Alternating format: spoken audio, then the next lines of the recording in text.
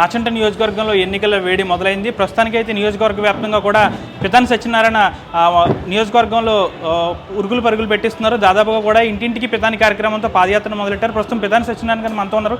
Sir, మీరు పాదయాత్ర మొదలుపెట్టారు, ప్రతి ఇంటికి వెళ్తున్నారు, రెస్పాన్స్ ఎలా ఉంది సార్? రెస్పాన్సిబిలిటీ ప్రజాదరణ కలిగిన పార్టీ రాజకీయ పార్టీల్లో తెలుగుదేశం పార్టీ, జనసేన పార్టీకి ప్రజాదరణ ప్రారంభమైందని చెప్పడానికి పాదయాత్రలో నిజమా కాదని తెలుసుకోవడం ప్రధానంగా ప్రయత్నం చేశాం. దాంట్లో ప్రజల్లో ఉన్న వాక్ కానీ, ప్రజల దగ్గరకు ఉన్న వాస్తవాలు కానీ రెండూ బ్యారేజ్ అవుతూ ఉన్నాయి. ప్రజా వ్యతిరేకత గురైంది వైఎస్ఆర్ పార్టీ ప్రభుత్వం. జగన్మోహన్ రెడ్డి చెప్పడానికి ధైర్యంగా చెప్పగలుగుతున్నాం. అప్పుడు నిన్నటి వరకు మేము మాట్లాడుతాం అనుకున్నారు వాళ్ళు, వాస్తవాలే మేము మాట్లాడుతున్నాం. ఇప్పుడు కూడా వాస్తవాలే మాట్లాడుతున్నాం. ప్రజావాక్నే మేము తీసుకున్నాం. ప్రజావాక్యే ఈరోజు నిజమని రుజుపిస్తూ ఉంది. ఎక్కడికి వెళ్ళినా కూడా ఈ ప్రభుత్వ వైఫల్యాలే కనిపిస్తూ ఉన్నాయి. మోసపోయాము అనే మాట స్పష్టంగా కనిపిస్తూ ఉంది. అంచేత డెఫినెట్గా భవిష్యత్తు కాలంలో రాజకీయాల్లో జరగబోయే సార్వత్రిక ఎన్నికల కురుక్షేత్రంలో ఈ రాష్ట్ర ఎన్నికలు కూడా జరగబోతూ ఉన్నాయి. అది 2024 సార్వత్రిక ఎన్నికల సందర్భంగా ఆంధ్రప్రదేశ్ ముఖచిత్రాలు మారబోతూ ఉన్నాయి, రాజకీయ ముఖచిత్రం. దాంట్లో ఇవాళ పవన్ కళ్యాణ్ గారు, చంద్రబాబు నాయుడు గారి కలయికతోటి ప్రజా ప్రభుత్వం రాబోతుందని సంకేతాన్ని ఇవ్వడంలో ప్రజలు ఆశగా ఎదురు చూస్తున్నారు. స్పష్టమైన వైఖరితో మీరు చెప్పగలుగుతాను. ఓకే సార్, మన గతంలో కూడా ప్రస్తావించాం, టీడీపీలోకి వలసలు కంటిన్యూ అవుతాయన్నారు. మీరు కూడా క్వాలిటీ క్వాంటిటీ చూసే పార్టీలోకి చేర్చుకుంటామంటున్నారు. ఇంకా వలసలు అయితే కంటిన్యూ అవుతున్నాయి. ఇది ఇంకా మీకు ఎంతమంది టచ్లో ఉన్నారు సార్ వైసీపీ నుంచి? వైసీపీ నుంచి నేను అది రాష్ట్ర నాయకత్వం చూసుకుంటుంది. నియోజకవర్గ స్థాయిలో చూసినప్పుడు, ఈ జిల్లా స్థాయిలో చూసినప్పుడు పెద్ద ఎత్తున వలసలు వస్తాయి. దానికి ఉదాహరణ మా పార్టీ నుంచి కానీ ఇతర పార్టీ నుంచి కాకుండా ప్రత్యేకంగా వైఎస్ఆర్ పార్టీ ఏదో జగన్మోహన్ రెడ్డి చేస్తాడో, రాజశేఖర రెడ్డి కొడుకుగా చేస్తాడని ఆశపడి ఏదైతే 2019లో ఆయన మాటలు, గారడీ మాటలు కానీ, ఆబద్ధ ప్రచారాలు కానీ, వాగ్దానాలు కానీ చేసిన కార్యక్రమాలు కానీ, ఓటు కూడా నిజం కాపాడడం, ఓటు కూడా స్పష్టమైన హామీని కూడా అమలు చేయలేని ఆబద్ధ ప్రభుత్వంగా ఈవేళ ప్రజల దగ్గర ముద్దాయిగా నిలబడ్డాడు. ఇంకా డెఫినెట్గా మేము చూసాం. నిన్న దొంగరాపాలెం జరిగింది, ఈవేళ సిద్ధాంతాలు జరుగుతుంది.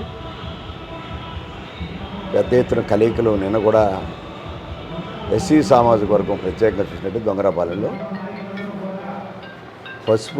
రోడ్డుకి పసుపు వేసి పసుపు పువ్వులతోటి స్వాగతం పలికారు. అక్కడ అంబేద్కర్ సాక్షిగా తెలుగుదేశం పార్టీ, జనసేన పార్టీ కలిశారు, కండవాలు వేశారు. అది ఎస్సీ పార్టీకి సంబంధించిన దొంగరాపాలెం హ్యామ్లెట్. ఏదవుతుంది యువత ప్రత్యేకంగా జగన్మోహన్ రెడ్డి మేము ఓటేసి గెలిపించుకుంటే మా సామాజిక వర్గానికి సంబంధించిన సప్లాన్ కానీ, 27 ప్రత్యేకమైన పథకాలు కానీ రద్దు చేసి అంబేద్కర్ విగ్రహాలు పెడుతున్నాడో ఆ విగ్రహాలను కూడా మేము చూడాలంటే, మా అంబేద్కర్ చూడాలంటే బాధ కలుగుతుంది. జగన్మోహన్ రెడ్డి తాకిన విగ్రహాన్ని చూసి బాధ కలుగుతుందని మాట స్పష్టంగా చెప్తా ఉన్నారు. నిన్న జాయిన్ అయిన యువత దగ్గర వచ్చిన మాట చూస్తే ఆశ్చర్యం వేసింది. ఇంకా జగన్మోహన్ రెడ్డి మోసం చేస్తున్నాడని స్పష్టమైన వైఖరితోటే షెడ్యూల్ కులాల తెగలకు సంబంధించిన ప్రత్యేకంగా జన బాహుల్యం తెలుగుదేశం పార్టీ, జనసేన పార్టీకి జాయిన్ అవుతున్న మాట వాస్తవం అని చెప్పే మాట. నిన్నటి వరకు మేము కూడా ఎస్సీ వర్గం రాదు, జగన్మోహన్ రెడ్డి దగ్గరే ఉంటుంది అని అనుకున్న మాట, మేము అనుకున్న మాట వెనక్కి తీసుకుంటా ఉన్నాం. కారణం ఏంటంటే వారిలో ఉన్న ఉత్సాహం కానీ, వారిలో ఉన్న జగన్మోహన్ రెడ్డి మీద వ్యతిరేకత కానీ, మా అనుకూలతని చేయగలిగితే చంద్రబాబు నాయుడు గారు, పవన్ కళ్యాణ్ చేస్తారనే ఆశతో వస్తూ ఉన్నారు. డెఫినెట్గా వారికి సంబంధించిన సప్లాన్ చట్టం 100% కాంగ్రెస్ పెట్టినా తెలుగుదేశం పార్టీ కొనసాగించింది. ఈరోజు జనసేన తెలుగుదేశం పార్టీ మేము సమన్వయ కమిటీ సభ్యుడిగా మేము ఆ సబ్జెక్ట్ కూడా డిస్కస్ చేసాం. డెఫినెట్గా అమలు జరుగుతాం. సప్లాన్ చట్టమే కాదు 27 పథకాలను కూడా పునర్నిర్మాణం చేస్తాం. విదేశీ విద్య కానీ ఆఖరికి బెస్ట్ అవైలబుల్ స్కూల్ సంబంధించిన హైకోర్టు సుప్రీంకోర్టు జడ్జిమెంట్ ఇచ్చినప్పుడు కూడా అమలు జరపలేనిది ఒక దుర్మార్గుడు షెడ్యూల్ కులాలను ఇంకా మోసం చేస్తుంటే చూసి ఓర్చుకోలేని పరిస్థితిలో ఉన్నారు షెడ్యూల్ కులాలు. నిన్న జరిగిన అన్ని కలుపులు కూడా ప్రధాన పాత్ర యువత షెడ్యూల్ కులాలకు సంబంధించిన మాల కానీ మాదిక్ కానీ స్పష్టమైన వైఖరితో జాయిన్ అయ్యారు. అదే నిదర్శనం ఇవాళ జగన్మోహన్ రెడ్డిని ఇంటికి పంపిస్తామని చెప్పారు. సార్, రాత్రి నుంచి సోషల్ మీడియాలో విపరీతంగా ట్రోల్ అవుతుంది. పితాని సత్యనారాయణ రాజమండ్రి నుంచి ఎంపీ పోటీ చేస్తారని, ఇది ఎంతవరకు వాస్తవం? కొంచెం క్లారిటీ ఇవ్వండి సార్. కారణం ఏంటంటే ఇప్పుడే చూశాను ఒక సోషల్ మీడియా పెట్టి, అవును సార్, వైఎస్ఆర్ పార్టీకి భయం పట్టుకుంది. పేతాని సత్యనారాయణ ఇక్కడ ఉంటే బలహీన వర్గాలకు సంబంధించిన అన్ని కులాలు, అలాగే తెలుగుదేశం పార్టీలో స్పష్టమైన వైఖరితోటి నాయకత్వం వహిస్తూ పశ్చిమ గోదావరి జిల్లా అన్ని కులాల అన్ని వర్గాలకు సంబంధించిన నాయకుడిగా ఎదిగాడు. అతను డిస్టర్బ్ చేస్తే తప్ప, అతని యొక్క వైఖరిని మార్చితే తప్ప, అతని మీద జరుగుతున్న వైఎస్ఆర్ పార్టీ మీద స్పష్టమైన వైఖరితో యుద్ధం చేస్తున్నాడు. యుద్ధాన్ని కాదు, అది మాయాన్ని చెప్పడానికి ప్రయత్నం జరుగుతుంది. ఇప్పుడే చూసాం సోషల్ మీడియాలో పెనుగొండ ఒక నాయకుడు, పెదకాపు అనే నాయకుడు వైఎస్ఆర్ పార్టీ అధ్యక్షుడు పెనుగొండ పట్టణం నుంచి ట్రోల్ చేశాడు. ఏమనంటే మొన్నే ఒక నాయకుడు జాయిన్ అయ్యాడు, తూర్పుగోదావరి చెట్టుబల్లి నాయకుడు సుభాష్ అనే వ్యక్తి. సుభాష్ ఇక్కడికి వస్తాడని, పోటీ చేస్తాడని. అతనికి మతి స్థిమితం ఉందా? వైఎస్ఆర్ పార్టీకి దమ్ము ధైర్యం లేని, పోటీ చేయడానికి చిత్తశుద్ధి లేని ఆబద్ధ ప్రచారం ఎప్పటి నుంచో మేము చెప్తున్నాం, ప్రజలు నమ్మట్లే. సాక్షి మీడియాలో వచ్చేది కానీ, వారి టీవీ 9లో వచ్చేది కానీ, టీవీ 10లో వచ్చేది కానీ, ఎన్టీవీ కూడా ఆబద్ధపు ప్రచార మీడియా అని చెప్తా ఉన్నాం, పత్రికలను చెప్తా ఉన్నాం స్పష్టంగా.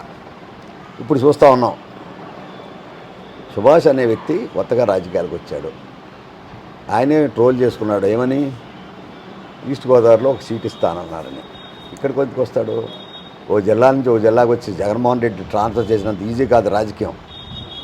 అతను 175 నెగ్గుతా అని చెప్పి 80 సీట్లు కూడా నెగ్గవని చెప్పి వాళ్ళు టికెట్ లేని చెప్పి మాట, ఉద్యోగస్తులు ట్రాన్స్ఫర్ చేసినట్టు రాజకీయవేత్తలు ట్రాన్స్ఫర్ చేస్తున్నా చూస్తే నవ్వు వస్తుంది.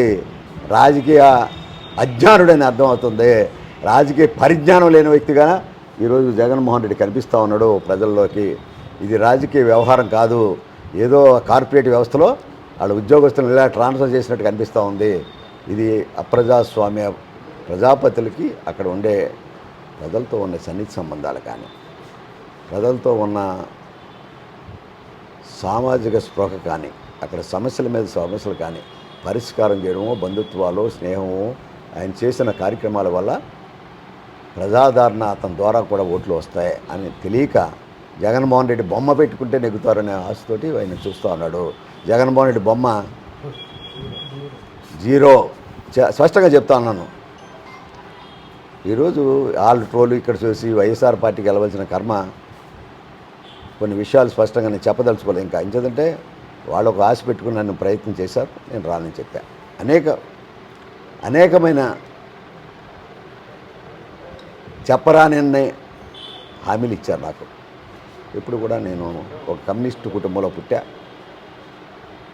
క్రియాశీలక రాజకీయాల్లో స్పష్టమైన వైఖరితోటి ఎన్ని వాగ్దానాలు చేసినా నేను ప్రజా జీవితంలో మచ్చలేని నాయకుడిగా ఉండాలి, పదవుల కోసం పార్టీలు మారకూడదని సిద్ధాంతంతో పట్టుబడి ఉండి 2019లోనే నేను ఇక్కడ ఒక పెళ్ళికి వెళ్తే ఎన్నికల ప్రచారంలో ఆ రోజు కూడా చెప్పారు. ఏమనంటే లోటస్ పాండ్ ఇప్పుడే కలుస్తున్నారు జగన్మోహన్ రెడ్డి 5 నిమిషాల్లో అని చెప్పే మాట ఇష్టం. అప్పుడే ఖండించాను. కొన్ని మీడియాలను కూడా బాధపడ్డారు. ఇచ్చేదంటే తెలిసి చేశారా, తెలియక చేశారా, డబ్బుల కోసం చేశారా నాకు తెలియదు, కానీ తెలియని వార్తలు ప్రచారం చేయొద్దని మీడియాల మీద కూడా మండిపడ్డ రోజు ఆ రోజు. ఈ రోజు కూడా మళ్ళీ మండిపడవలసిన పని లేదు. వాళ్ళు చేసుకుంటా ఉన్నారు, వాళ్ళ పేపర్లో చేసుకుంటా ఉన్నారు, వాళ్ళు ట్రోల్ చేసుకుంటా ఉన్నారు. నాకు సంబంధించింది కాదు. నేను ఒక తెలుగుదేశం పార్టీ నాయకుడిని, ఈవేళ జనసేన తెలుగుదేశం పార్టీ అభ్యర్థిగా రాబోతా ఉన్నాం. అది స్పష్టమైన వైఖరితో ఎన్నికల ప్రచారమే మొదలుపెట్టా. ఇంకా వైఎస్ఆర్ పార్టీకి సంబంధించిన ట్రోల్స్ డ్రీల్స్ అంటారు చెప్పారా, అది వారు రాజకీయ ప్రయోజనానికి నా బొమ్మ వాడుకుంటున్నారు. ఇంతకన్నా సిగ్గుమాలిన రాజకీయాలు లేవని చెప్పడానికి ఇక్కడ చెప్పదలుచుకున్నా. Thank you sir. ఏదేమైనప్పటికీ కూడా ఆచంట నియోజకవర్గంలో దాదాపుగా కూడా నా పేరు ఖరారైంది. ఇప్పటికే టీడీపీ నుంచి ఆచంట నియోజకవర్గంలో జనసేన టీడీపీ ఉమ్మడి అభ్యర్థిగా కూడా నేను రంగంలోకి దిగుతాను. వైసీపీ నాయకులు చేసే దుష్ప్రచారాన్ని తీవ్రంగా కొట్టిపారేస్తున్నాను. పూర్తిగా కూడా నేను ఎన్నికల ప్రచారంలో మునిగి తేలుతున్నాను. దాదాపు ఆచంట నియోజకవర్గంలో నా విజయం తథ్యమని మాజీ మంత్రి పితాని సత్యనారాయణ చెప్తున్నారు. Video journalist Shekhar Manoj, RTV Siddhantam గ్రామం నుంచి. మరిన్ని వీడియోస్ కోసం ఛానల్ ని సబ్స్క్రైబ్ చేయండి. లేటెస్ట్ అప్డేట్స్ కోసం వాట్సాప్ ఛానల్ ని ఫాలో చేయండి. అండ్ లింక్ డిస్క్రిప్షన్ లో ఉంది.